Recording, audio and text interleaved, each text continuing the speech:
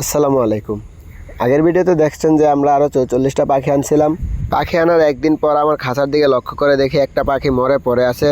তো আমি যেহেতু আগে কখনো কোয়েল পাখি পালন করি নাই, তাই এই কারণে আমি পাখির অসুস্থতা লক্ষণ সম্বন্ধে জানতে পারি নাই। তারপর আমার খাঁচার দিকে ভালোভাবে লক্ষ্য করে দেখি খাঁচাতে আরও দুইটা পাখি মারা গেছে। আমি পাখিগুলো আনার একদিনের মধ্যে 3টা পাখি মারা গেছে। তো আমি পাখিগুলো ভালোভাবে দেখতেছিলাম যে এর কোনো সমস্যা হয়েছে কিনা।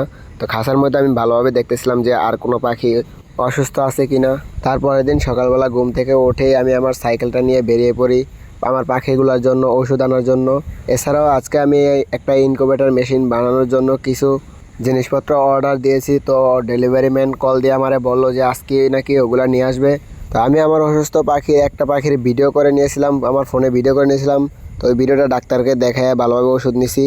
তারপরে যেই ডেলিভারি ম্যান আমার পার্সেলটা নিয়ে আসছে, তারপর পার্সেলটা রিসিভ করলাম।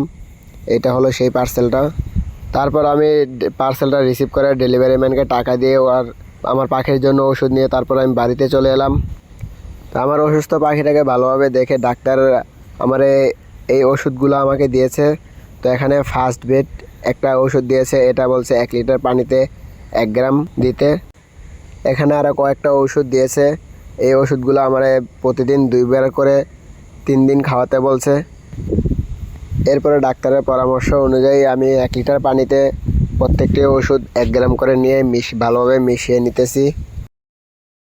ওষুধগুলো 1 লিটার পানিতে ভালোভাবে মিশিয়ে তারপর এখানে 2টা হাফ লিটার বোতল নিয়ে 2টা বোতলে সমানভাবে 1 লিটার পানি ওষুধ মেশানো পানি দুটোটা বোতলে সমানভাবে দিয়ে দিলাম। এখন দেখি 3 দিন ওষুধ খাওয়ায় যদি আমার পাখিগুলো সুস্থ হয় তাহলে আল্লাহর কাছে লাখ লাখ শুকরিয়া। তো আজকের ভিডিওটা এ পর্যন্তই। সবাই ভালো থাকেন, সুস্থ থাকেন। আল্লাহ।